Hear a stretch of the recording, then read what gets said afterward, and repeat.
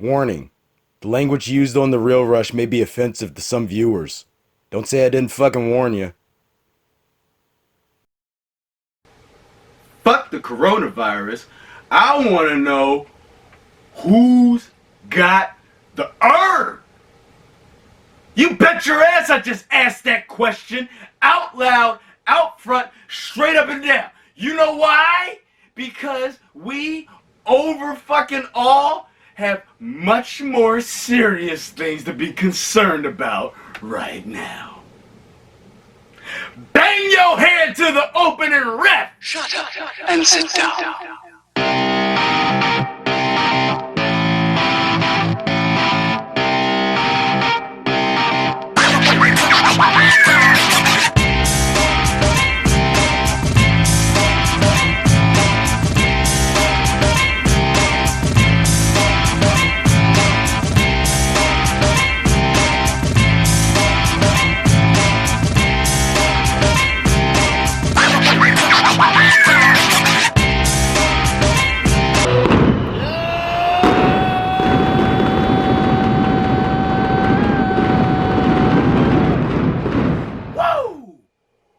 We got a motherfucking crowd here tonight, y'all. What's up, y'all? It's your boy J-Dub, and welcome to episode 77 of The Real Rush, right here on YouTube. We still here, y'all. We still here. We had to cut the Rush itinerary for the weekend short a little bit, but we still got enough to cover episode 77 and then some, man. Yo. So, let's just go ahead and address the elephant in the room, or the shit in the diaper, or, you know, the thing that, it's here. It's here, y'all. It's here, y'all. Coronavirus has come and fucked it up for everybody. Everything's closing. Schools are closing. Movie theaters ain't closing and shit, but what caused your boy yesterday, Friday, last minute decision to cut the Rush itinerary short for this weekend, at least for the time being? I thought back, you know, about all those good movies that we watched growing up that might have warned us about some shit like this that could have happened someday, you know, such as Outbreak with fucking Dustin Hoffman and Rene Russo and Morgan Freeman and shit. And because the way my mind works, what was the first thing I thought about when I thought of Outbreak? Not the fucking virus that'll kill you in fucking 2.7 seconds the second you fucking sniff it up your nose or whatnot. No, not that part. Not the cute little monkey that was running around that was the origin of the fucking virus to begin with. No, that wasn't it. Not Morgan Freeman's scary ass looking eyebrows. Wait, no, that was Dreamcatcher. But still, the man can have some scary looking fucking eyebrows every once in a while. It was none of those three things. It was the scene in the movie where they figured out that the motherfucking virus went airborne. And where did the virus become airborne the most at? At a fucking movie theater, y'all. So, here we are, face to face, a couple of silver spoons. I don't know the remainder of the lyrics to that awesome 80s sitcom theme song, but because this shit is drastically changing life as we know it, at least for the time being, we got some shit to address here. There have been some movies that have been pushed back because of this. I didn't even hear about this shit until we went, I can't say live, until we went in front of the camera here tonight to begin this motherfucker. First off, Fast and Furious 9, F9, the next entry in the fucking Fast and Furious saga, was supposed to open May, as in like a month and a half from now, May. That got pushed back until fucking April of 2021.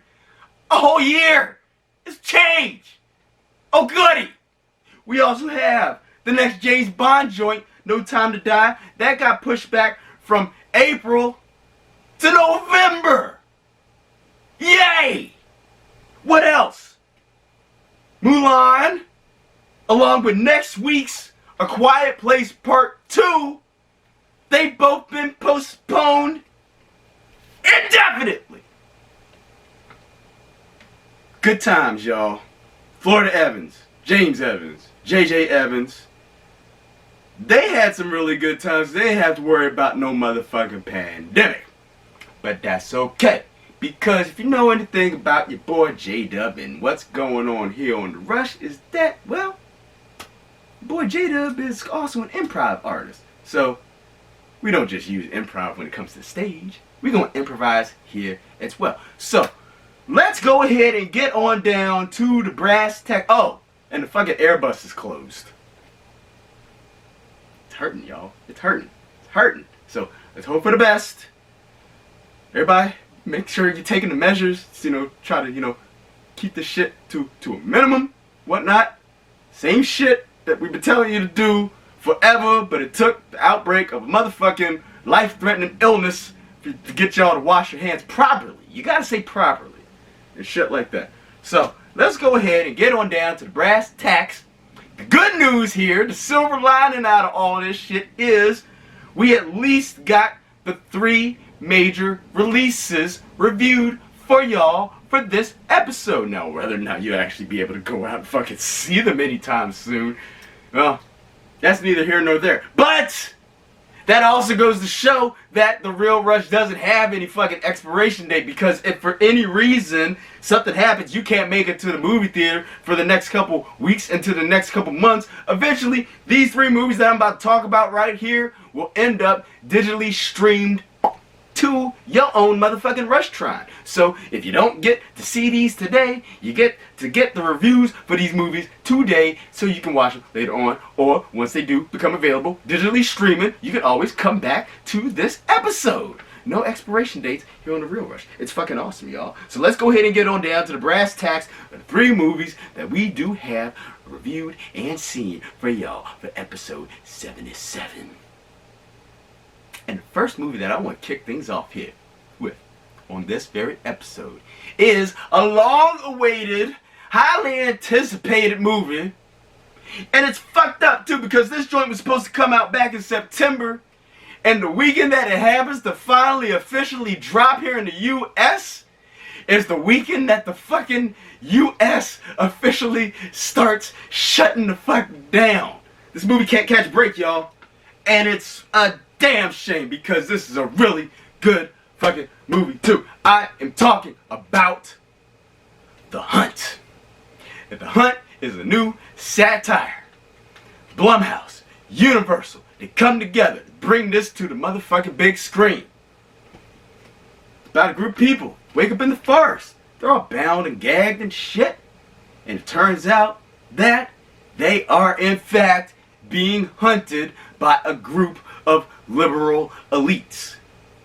And that right there is the plot of the film, ladies and gents. I do want to bring up here, real quick, let me bring up my little, what was the little device that the fucking guy had on Quantum Leap? Ziggy! And do that shit? Yeah, so I do want to bring up here that with The Hunt, this is based off of a story called The Most Dangerous Game by Richard Connell. There have actually been a number of movies based off of that very story. Namely, one of my favorite movies, at least from the 90s, possibly of all time, Surviving the Game. This is just a new adaptation of it, and it puts a new spin on it given the current political climate. Now, here on The Real Rush, your boy tries his hardest not to get politically charged, get into any conversations of the sort here on this show. But with a movie like this, it's almost impossible not to tackle the topic at which it is dealing with. The main line of the story. Of course, if you go look at like all the previews and shit like that, you think it's just this ultra-violent like hunt movie. No, there's a reason that the previews and shit have been shortened for TV. You're not getting the same preview as you got this time last year when the movie was originally slated to, be hyped to come out. This movie does deal with a lot of topics that, lack of a better term, we're just going to go ahead and say it right up front. This movie up front deals with the division in our country political wise. You got groups over here saying, fuck you, we're right about something, we're correct. Then you got another group over here saying, fuck you, no, we're the ones correct about something. And in the middle, they'll just say, alright, well, we'll fucking kill each other just to prove our point. And that's about as much as I can say about this movie without giving too much away about it, because the message in this movie is very strong, and god damn it, this is one of the best movies of the year. And it's a shame, not just because of what's going on this weekend and for the next couple weeks that people won't be able to see it, but I knew going into this movie and coming out of this movie, same as Greed that we reviewed last week, how this, it doesn't necessarily attack like the elite groups and shit, like the 1% and shit like that in this country. It doesn't necessarily like attack them, but it does bring to the forefront what a lot of people want to say, what's on their mind, but just don't really necessarily convey to the table or bring to, you know, an out front table unless they have a fucking keyboard or something in front of them or some shit like that. This movie deals with that. And unfortunately, same as Greed, the people that need to see this movie the most won't, because they don't like an external source telling them how it really is and showing them the actual realities of a certain situation instead of what these fucking people wake up and see in the mirror as they like to all the time. The fucking elites, the fucking social media humble brags, the fucking people that think that objects and money and status are everything. The fucking people that the fucking wine country. Oh, we going out to wine country this weekend. Oh, what are you doing this week? Oh, that's beneath us. We're going to wine country. The fucking people who sit there and take one fucking picture at a homeless shelter and all of a sudden that makes them a fucking philanthropist. Those are the people who are not going to see this movie and or probably watch this review. Why? Because it speaks too much fucking truth. There, I said it. In this movie, you got Betty Gilpin, Ike Barinholtz, Justin Hartley, Hilary Swank, Emma Roberts, just a star-studded cast, only an hour and a half long, and by God, it'll make you laugh, it'll make you cringe, and it will make you angry at times, because I can't stress enough that this movie is speaking tons about what is going on currently. As a matter of fact, not just in the current political climate, in our social climate as well. We've been divided over the dumbest shit. I've seen people arguing this week alone on social media about the handling of the coronavirus. Like, oh, well, we're not handling it fast enough. Oh, we're handling it too fast. Like, motherfuckers can't stop for 20 seconds to not argue about something and not be divided about something. Maybe all this is happening for a reason then, y'all. Maybe it is time for us to, you know, just slow down for a second. Like Ferris Bueller said, if you don't stop and look around once in a while, you can miss it. Well, there's things going on right now that might cause us to never see some certain things again. If you want to think worst case scenario, folks, yeah, that's what the fuck is happening right now. So, without spoiling anything in the movie, just take it as a time, take it as an opportunity, take now as an opportunity to just slow down, love one another. Let's not point the finger on, you know, what's going wrong and shit like that. You know, let's not start a politically charged debate on what the fuck is happening around something that's happening health-wise and shit. Let's wait till later. Yet I digress. See, I went off on a tangent and I didn't even fucking mean to on this movie, but that just goes to show how powerful a movie like this is and how ramped up it got even the most non-political person. So, if it got me this ramped up, it's gonna get y'all ramped up the same way, but use that power towards good. Use that power towards, you know, hey, there's some fucked up shit going on. Maybe we, as a society, overall, do have the power to change these things. Yeah, I digress again. But overall, once again, The Hunt, one of this year's If not, I'm on the verge of saying that this is this year's best film. Case in point. But you gotta see it, and I do want people to see it, but I don't know who the fuck's gonna flock to the theater to be able to see it anytime soon. But nevertheless, this is the one that I am singling out to be the conversation starter for this week's episode. So if you did happen to make it to the theater this weekend and you saw The Hunt, you want to talk to somebody who has seen it, or get a conversation started, what have you, what have you. Go ahead. What did you like about the movie? What did you not like about the movie? What pissed you off about it? Maybe that the movie did that you didn't feel was true to life? Or what pissed you off about the movie that it did so well because it was so true to life?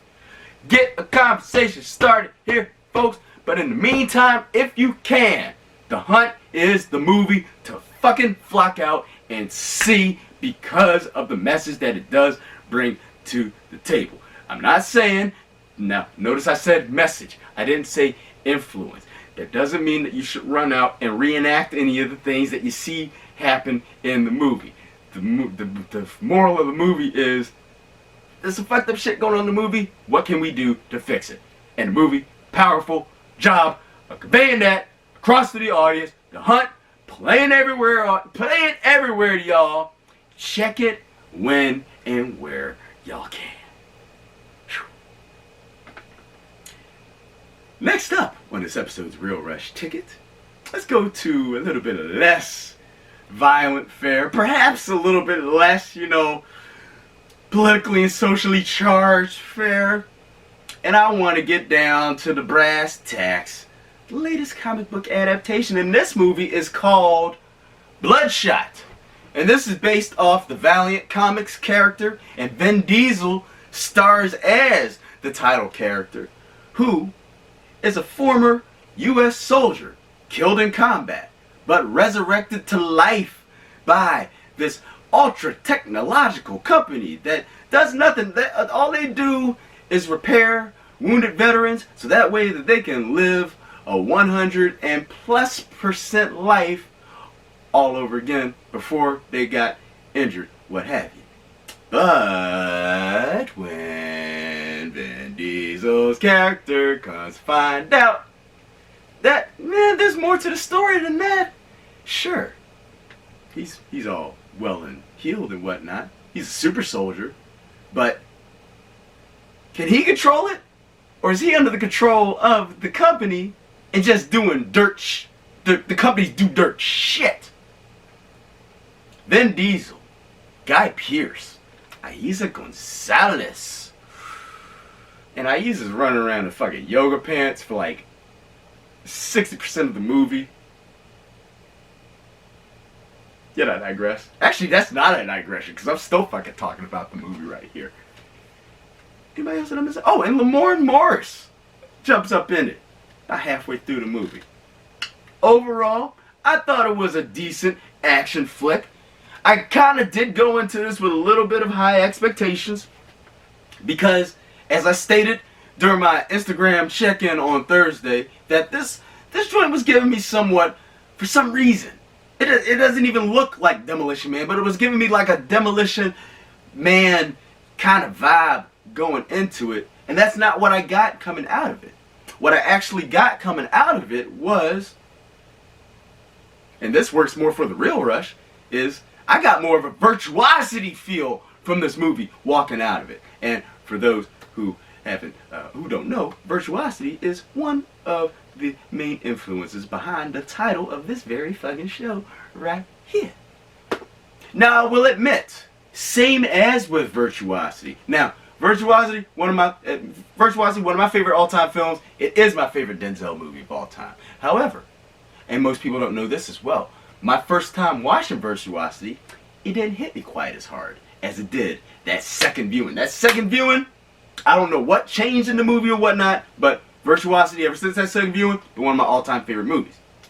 Bloodshot, hit me in pretty much the same manner. I walked away with it thinking, again, decent action flick. It's nothing I wouldn't say that it's nothing that's gonna put up like some blockbuster numbers or it's got like an amazing plot, even though it does do a really good job of like telling the story of like how Bloodshot came to be and whatnot.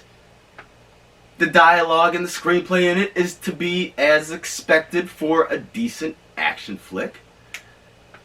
The winner of this movie, quite honestly, would be Vin Diesel and Aiza themselves. Because, you know, Vin Diesel, as a matter of fact, no, I'm going to add Guy Pearce to that list too. Because you got Vin Diesel up in it. Now, this does prove that Vin Diesel is the next Sly Stallone, y'all. I've been saying this for years. Like, if anybody was to, like, if Sly Stallone was a title instead of a name, then Vin Diesel would easily be the next Sly Stallone. Even though he'd really be Vin Diesel. But, you know what I'm saying.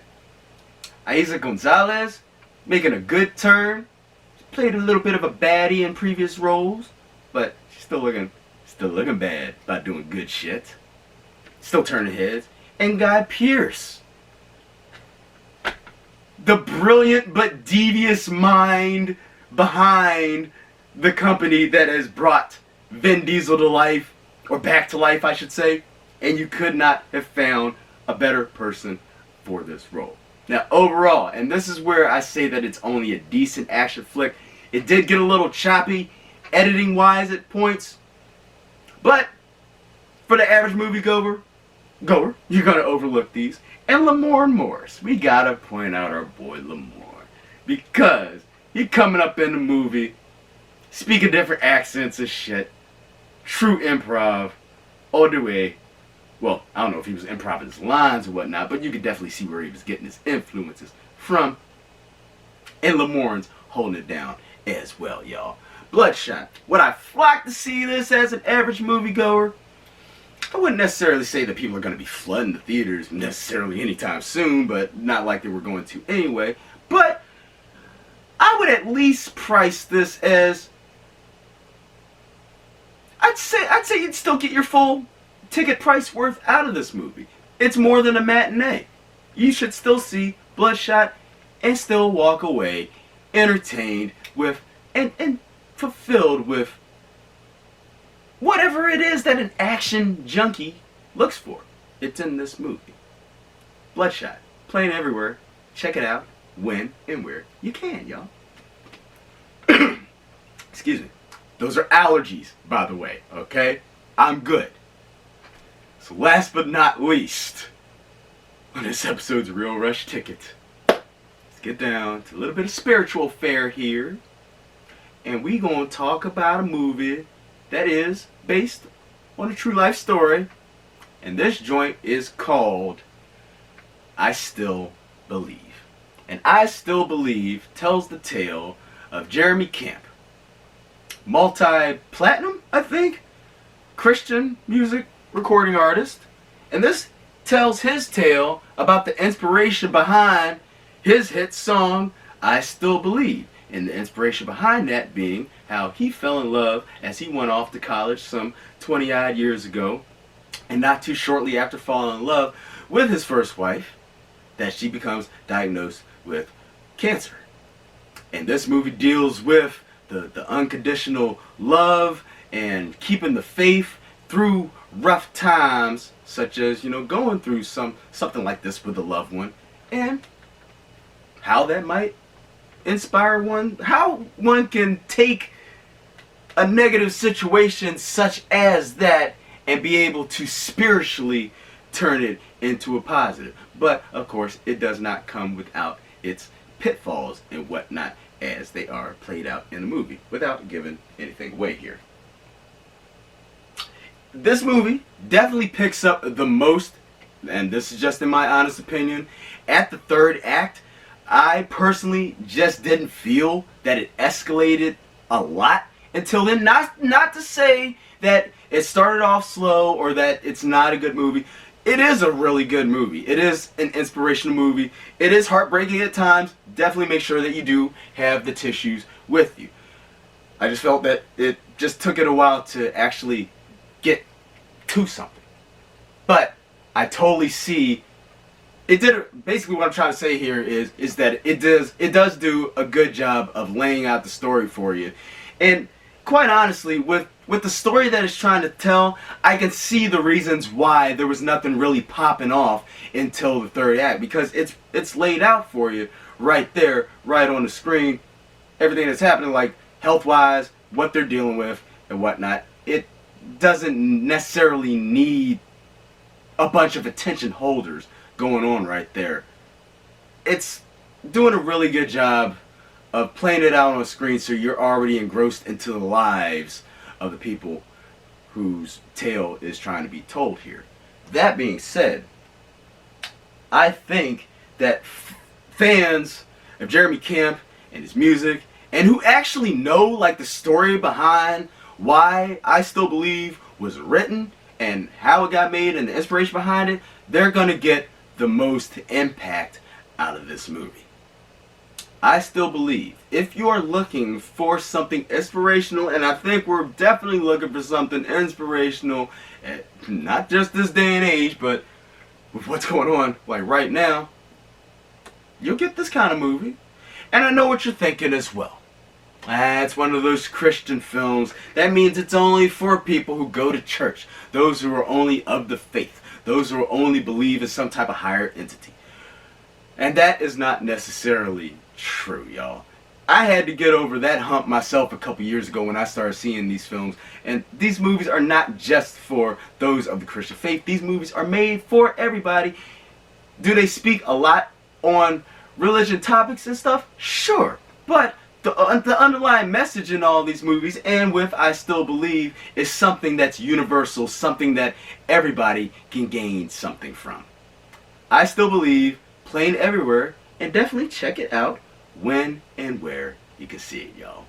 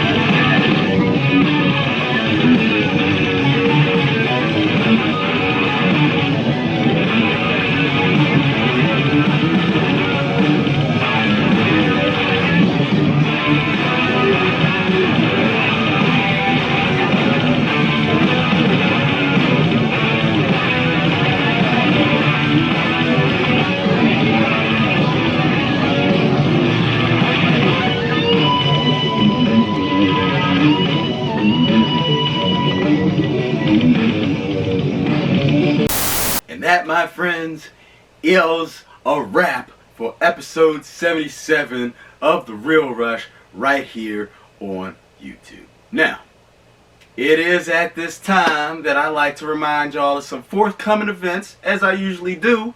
Now, whether or not these forthcoming events are still going to happen or not, quite honestly, I don't know what the fuck's going to happen going forward. The state of The Real Rush even, I don't know. I don't know what the fuck's gonna happen.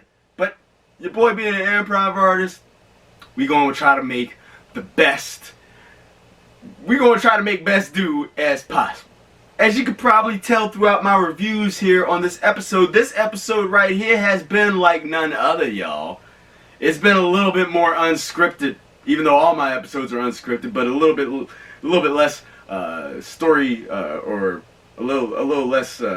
See this right here, basically what the fuck I'm trying to say is, I write treatments for each episode so I don't come out here and sound like a complete asshole every episode. You know, I got little notes and shit here, you know, little points I want to hit here and shit, but a lot of stuff that I spoke on is not on this sheet this episode.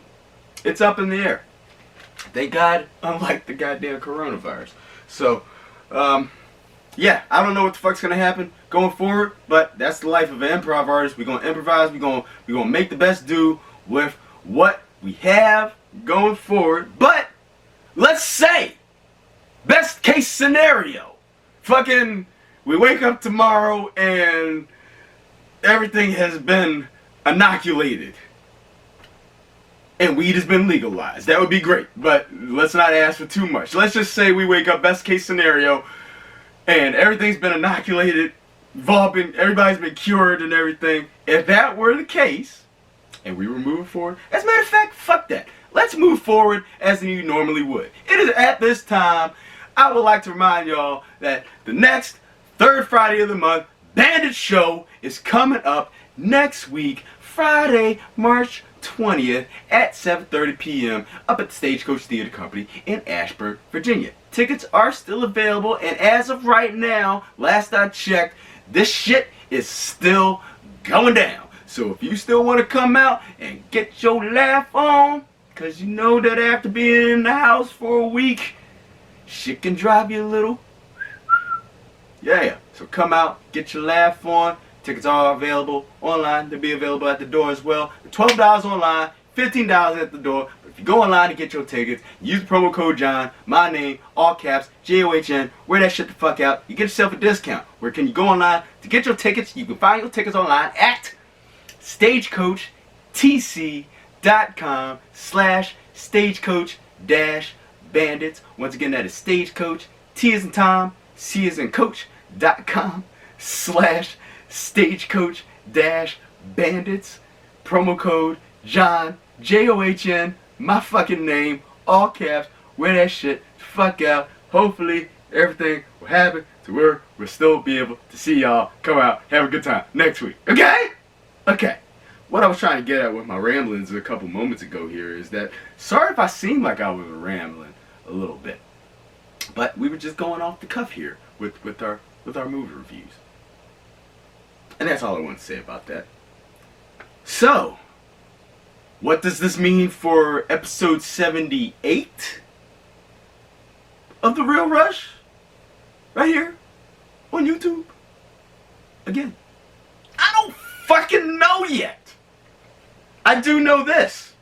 We had A Quiet Place Part 2 on the slate, on the ticket for episode 78. But now that that has been postponed indefinitely, that leaves, and again, best case scenario, that means that next, if all goes well, then episode 78 will be back here as normal with the reviews for you for The Road's Not Taken, new Javier Bardem joint. Looks like a little bit of a look inside of the mind.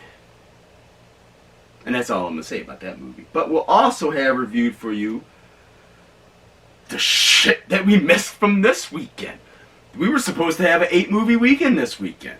There are 5 movies that are in limbo as of this moment, and those movies would be First Cow, The Burnt Orange Heresy, which is fucked up because I was really looking forward to that one, Come As You Are, St. Francis, and last but most certainly not least, Cinema Arts got fucking Corpus Christi. The one movie that we still had left to see. The only movie that was nominated for an Oscar this year that we had yet to see. And it's still eluding us because of a worldwide fucking pandemic. So hopefully we'll be able to see that sometime soon, so we can have that review and many more for you. But in the event that for some reason that the movie theaters do officially get shut down here in America, then your boy, as I've stated a million times already during this episode, will do what he fucking does best, and that is improvise, y'all. So in the meantime, if y'all have any questions, comments, concerns, any shit like that, let's get a conversation started. Because we know that y'all stuck at home, y'all gonna be stuck snooping around, doing bullshit online anyway. How about let's have some actual conversation? So anything that you want to talk about, why don't you go ahead and type and post those on to the comment box, this page where you're viewing this week's episode here on YouTube, right here, right now. To everybody who has subscribed to the Real Rush here on YouTube thus far, thank you for having done so. If you haven't done so yet, no better time than the present. And you know damn well that you want to be in the first to know when your boy drops a new episode. The only way that you'll be able to know that is if you fucking hit that subscribe button. Normally here, this is where I say everybody should be spreading love these days, ladies and gents. And you should be spreading the Real Rush in the same manner. But unfortunately, it doesn't look like love is the only thing that's being spread the fuck around these days. And this is normally where I'd say hug a motherfucker and tell them about the Real Rush. Well, since we can't necessarily be hugging up on just everybody nowadays, you know what? Everybody was saying, just go out to the park. Maybe be a good time to, get back to nature and shit. Take in some of that before that shit goes away too. So if you're happy to do that, maybe just go out and scream out, "Hey! I know a motherfucker who does movie reviews, and it's called The Real Rush." Real is spelled R-E-E-L, like the movie Real, and it's on YouTube. Check that shit out. If you want to go out to like your local park or something to do some shit like that, that would be fucking fantastic. And once again, chances are nothing's gonna happen to you because we as a society, over fucking all, have much more serious things to be concerned about right now. So go out to your fucking rooftop that you're quarantined from and scream out the fucking Real Rush. It's the shit, y'all. And now more than ever, the Real Rush does have replay value. Because since nobody's going to the theaters, the Real Rush doesn't have any expiration dates. So all the movies, all the people that have been sitting out there after they asked me, they fucking sat there and asked me, "Ooh, you have a movie review show? Well, tell me about this movie. Tell me about this movie. Tell me about this movie." And then after fucking telling them about movies for 10, 15, 20 minutes, they sit there and say, "Oh, well, I'm not a theater person anyway. I'll just wait for it to come out on streaming." That shit is infuriating. But nevertheless, it still works in our favor. Because if you're one of those people who likes fucking to wait until streaming, well, now guess what? Now you can't fucking go to the theater. Now that's your only option. But the Real Rush still has you covered. Because anything that's already come out in the theater, that means I already reviewed that shit weeks, days, months, over a year ago, depending on what movie it is you're looking for. All you have to do, if you are looking for a movie to watch, and you have something that has been on your mind for like a year, and you know damn well that it came out in the movie theater, but you didn't get a chance to see it when it was in the movie theater, but you want to know what your boy thought about it and get a good, honest to God opinion and review on it, all you gotta do is go up to the YouTube search bar at the top of the page here. I don't think the quotation marks are necessary after my last Instagram post, but I'm going to go ahead and say keep the motherfucking quotation marks there, because it helps, just keep everything together. And you type in quotation marks, The Real Rush, followed by, outside of quotation marks, the title of the movie that you're looking for, and then boom, instant movie review on demand for you, because your boy J-Dub and The Real Rush has y'all covered for life, son. And as always, you can follow your boy on Instagram for my live movie check-ins as they occur, and in the coming weeks, should something happen where we're not having live movie fucking check-ins, your boy's gonna be doing something else anyway along those lines. So we gonna keep this motherfucker rolling anyway. Nevertheless, you wanna make sure that you are following your boy at JDub Champion, hashtag The Real Rush. Them's on Instagram, ladies and gents. And for The Real Rush, ladies and gents, I want to thank y'all for having watched this, not only this episode of The Real Rush right here on YouTube, but every episode of The Real Rush leading up to this episode. If you get to make it to the theater in the next couple days, before maybe you're a wild child and you can't stay home, you got to get out somewhere. Of course, use caution. Use precaution, but when you are at the theater, still be mindful of other folks. That doesn't just mean cover your mouth when you cough and wash your hands after touching your ass. That means you have to have consideration for the other people in the theater as well. So don't cough on nobody and don't touch anybody with your asshole, But at the same time, don't be doing all the chitting and the chattering while the movie's going on. Don't be pulling out the smartphone while the movie's going on. Don't be looking at the bright ass smartwatches while the movie is going on. Keep the lips shut. Put the smartphones on mute, vibrate at the very least. Turn the brightness down on the motherfuckers. Turn the smartwatches off for a second. I guarantee any conversation, any text messages, and even the time will be waiting for you after the movie's all said and done. Enjoy yourselves, not only at the movies, ladies and gents, but in life as well. Whatever y'all gotta do to make it through, to survive these next couple weeks, just enjoy yourselves while doing it. We all in this together, y'all, so fucking help each other out. Doing all the finger pointing and all that. That shit has gotten old. That shit was old years ago. Hopefully this will help point out the oldness to that. But remember, have fun, y'all. Love, J-Dub. And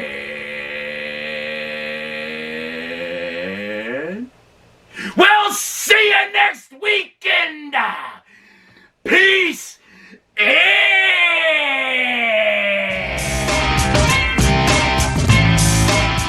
That wasn't a question.